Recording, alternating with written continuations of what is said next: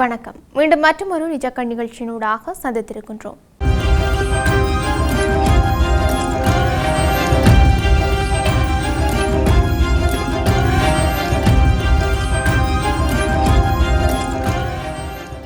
நுவரெலியாவில் சமூக நீதிக்கான மலையக வெகுஜன அமைப்பு தோட்ட தொழிலாளர் மத்திய நிலையம் மற்றும் மக்கள் போராட்ட இயக்கத்தின் ஏற்பாட்டில் போராட்டம் முன்னெடுக்கப்பட்டிருக்கின்றது. குறித்த ஆர்ப்பாட்ட ஊர்வலமும் பொதுக்கூட்டமும் நேற்றைய தினம் மேற்கொள்ளப்பட்டிருந்தது. ஆர்ப்பாட்ட பேரணி நேற்று காலை 10 மணிக்கு காவனி தேசிய பாடசாலைக்கு அருகில் ஆரம்பமாகி நுவரெலியா பதுளை வீதி வழியாக நுவரெலியா தர்மபால சந்தையினூடாக நுவரெலியா பிரதான பாதையில் எலிசபெத் வீதி, லூசான் வீதி, புதிய கடை வீதி வழியாக நுவரெலியா விக்டோரியா பூங்காவில் உள்ள மாநகர சபை பொது நூலகத்தில் பொதுக்கூட்டம் நடைபெற்றது. இந்த பேரணியில் கலந்து கொண்ட பொதுமக்கள் மலையக தமிழ் மக்களின் காணி உரிமை மற்றும் வீட்டுரிமையை உறுதி தோட்ட தொழிலாளர்களுக்கு நாளொன்றிற்கு அடிப்படை சம்பளமாக 2000 ரூபாய் வழங்கு, தோட்ட தொழிலாளர்களுக்கு மாத சம்பளம் வழங்கு போன்ற கோரிக்கைகள் எழுதப்பட்ட ஸ்லோகங்களை ஏந்தியும் இருந்தார்கள். அவர்கள் இந்த கோரிக்கைகள் உட்பட பெருந்தோட்ட தொழிலாளர்களின் உரிமை சார்ந்த ஏனைய விடயங்களை தொழிலாளர்களுக்கு வழங்க வேண்டும் போன்ற கோரிக்கைகளை முன்வைத்தே இந்த ஆர்ப்பாட்ட பேரணி பொதுக்கூட்டம், அதாவது இந்த ஆர்ப்பாட்ட பேரணியும் பொதுக்கூட்டமும் நடைபெற்று இருந்தது. மேலும் கடந்த 2014ஆம் ஆண்டு அக்டோபர் மாதம் 29ஆம் தேதி ஊவா மாகாணத்தில் கொஸ்லந்தை மீறிய பெத்த பிரதேசத்தில் ஏற்பட்ட பாரிய நிலச்சரிவின் காரணமாக 39 உயிர்கள் மண்ணோடு மண்ணாக புதைந்து இதனை நினைவு கூறும் முகமாகவே இந்த ஆர்ப்பாட்ட பேரணியும் கூட்டமும் நடத்தப்படுவதாக ஏற்பாட்டாளர்கள் தெரிவித்திருந்தார்கள். இதன்போது ஆர்ப்பாட்டக்காரர்கள் கூறுகையில், நாட்டின் பொருளாதாரத்திற்கு முக்கிய பங்காற்றும் மலையக தமிழர்களாகிய நாம் மிகவும் வசதி குறைந்து வாழ்வதற்கு பொருத்தம் இல்லாத வரிசை வீடுகளில் வாழ்கின்றோம். நிலச்சரிவுக்கான அறிகுறிகள் முன்கூட்டியே காட்டினாலும் அவர்கள் இலங்கை நாட்டவர்கள் இல்லை. அதனால் நாம் ஏன் அவர்களை கவனிக்க வேண்டும் என்ற கருத்தியல் தாக்கம் அதிகாரிகளையும் அரசாங்கத்தையும் பாதித்திருக்கலாம்.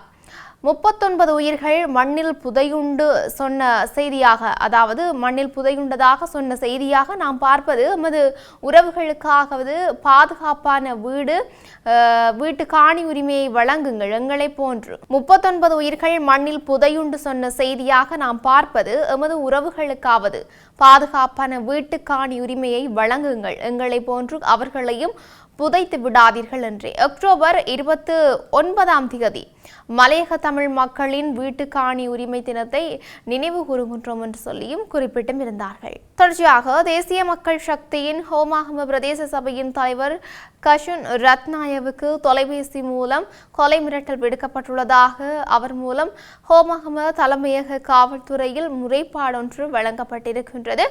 அதன்படி கடந்த 27ஆம் தேதி தனது அலுவலகத்தில் பொதுமக்கள் தினத்தை நடத்தி கொண்டிருந்த போது மதியம் 12:30 மணியளவில் பிரதேச சபையின் உத்தியோகபூர்வ தொலைபேசி இலக்கத்துக்கு குறித்த கொலை மிரட்டல் அழைப்பு வந்ததாக அவர் தனது முறைப்பாட்டில் தெரிவித்தும் இருக்கின்றார். ஹந்தையா என்று தன்னை அறிமுகப்படுத்தி அழைப்பு மேற்கொண்ட நபர் சனாவுக்கு என்ன நடந்தது என்பது உங்களுக்கு தெரியும் என்று கூறி நேரடியாக தனக்கு கொலை மிரட்டல் விடுத்ததாக தலைவர் தனது முறைப்பாட்டில் மேலும் குறிப்பிட்டும் இருந்தார். குறித்த முறைப்பாட்டின் அடிப்படையில் சம்பவம் தொடர்பாக பிரதேச சபை தலைவர் மற்றும் செயலாளரிடமிருந்து வாக்குமூலங்களை பதிவு செய்ய காவல்துறையினர் நடவடிக்கை மேற்கொண்டிருக்கின்றார்கள்.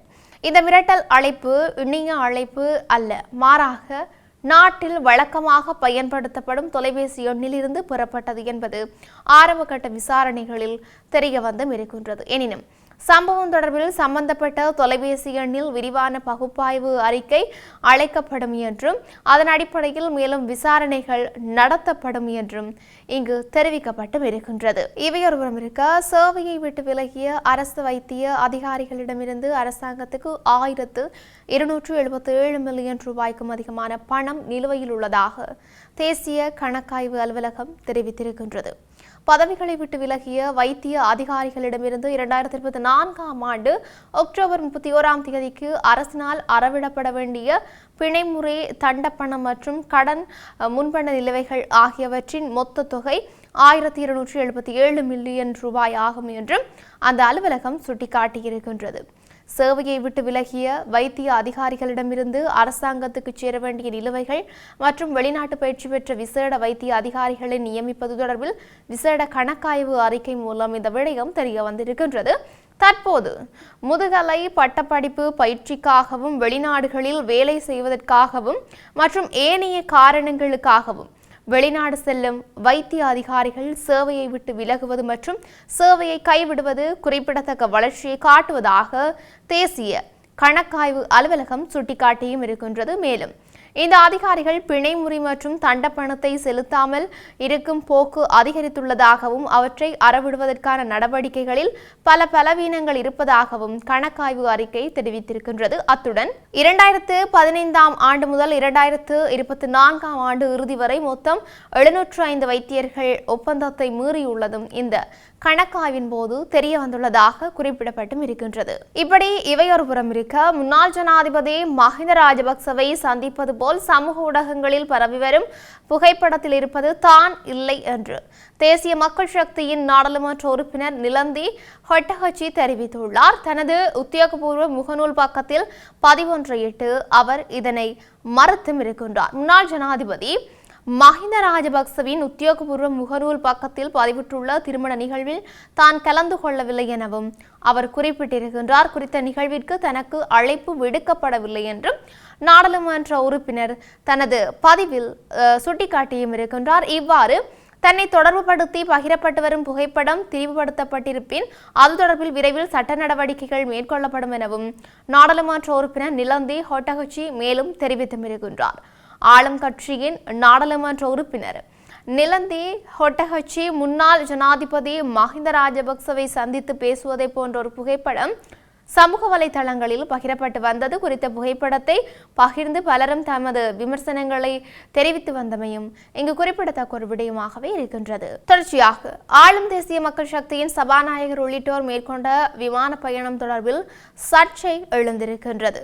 ஐக்கிய மக்கள் சக்தியின் முன்னாள் மாகாண சபை உறுப்பினர் வருண ராஜபக்ச சபாநாயகர் உள்ளிட்ட ஆளும் கட்சி முக்கியஸ்தர்களது விமான பயண டிக்கெட் தொடர்பில் விமர்சனத்தை எழுப்பியிருக்கின்றார். ஆளும் கட்சி உறுப்பினர்கள் எக்கனாமி கிளாஸ் டிக்கெட்டுகளை கொள்வனவு செய்து விமானத்தில் பயணம் செய்ய திட்டமிட்டிருந்த நிலையில் விமானத்தில் ஏறியதன் பின்னர் தங்களது டிக்கெட்டுகளை பிசினஸ் கிளாஸ் டிக்கெட்டுகளாக மாற்றிக் கொண்டுள்ளனர் என்று அவர் குற்றம் சுமத்தியும் இருக்கின்றார். பெரும் நட்டத்தில் இயங்கி வரும் ஸ்ரீலங்கன் விமான சேவையூடாக பொதுமக்களின் பணம் விரயமாக்கப்படுவதாக அவர் குறிப்பிட்டும் இருக்கின்றார். ஆளுங்கட்சி முக்கியஸ்தர்களின் இந்த நடவடிக்கையானது முற்றுமுழுதாக ஒரு மோசடி நடவடிக்கை என்று அவர் விமர்சனம் செய்தும் இருக்கின்றார். ஐக்கிய ராஜ்யத்தில் நடைபெறவுள்ள நிகழ்வு ஒன்றில் பங்கேற்பதற்காக சபாநாயகர் யகத் விக்ரமரத்ன உள்ளிட்ட ஆளும் கட்சி உறுப்பினர்கள் இவ்வாறு விமானத்தில் பயணம் செய்தும் இருக்கின்றார்கள். ஆளுங்கட்சி முக்கியஸ்தர்கள் எக்கனாமிக் கிளாஸ் விமான டிக்கெட்டுகளை கொள்வனவு செய்திருந்த போதிலும் விமானத்தில் ஏறியதன் பின்னர்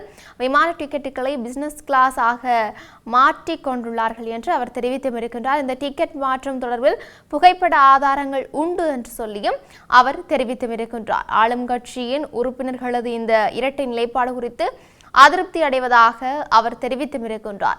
பொதுமக்கள் முன்னிலையில் எவ்வித வரப்பிரசாதங்களும் பெற்றுக்கொள்ளவில்லை என்று கூறும் ஆளும் கட்சியினர் எக்கனாமிக் கிளாஸ் விமான டிக்கெட் கொள்வனவு செய்து பின்னர் அதனை விமானத்தில் வைத்து பிசினஸ் கிளாஸாக மாற்றிக்கொண்டமை மக்களை ஏமாற்றும் செயற்பாடு என்று அவர் குறிப்பிட்டும் இருக்கின்றார்.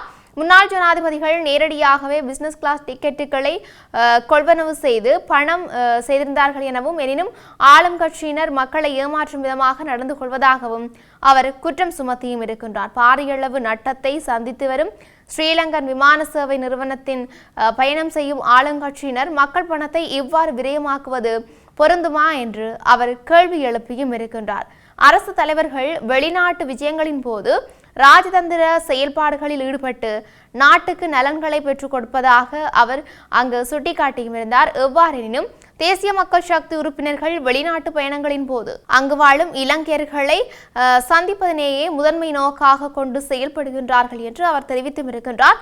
தேசிய மக்கள் சக்தியின் முக்கியஸ்தர்கள் வெளிநாடுகளில் காணப்படும் இரவு கேளிக்கை விடுதிகள், ஹோட்டல்களில் இலங்கையர்களை சந்திப்பதாகவும், இவ்வாறு சந்திப்போரில் சிலர் உண்டியல்காரர் எனவும் சிலர் டீல்காரர்கள் எனவும் அவர் தெரிவித்தும் இருக்கின்றார். கடந்த காலத்தில் அரசியல்வாதிகள் இவ்வாறு சென்றிருந்தாலும் அவர்கள் மக்கள் பணத்தில் அவ்வாறு செய்யவில்லை என்று அவர் தெரிவித்தும் இருக்கின்றார்.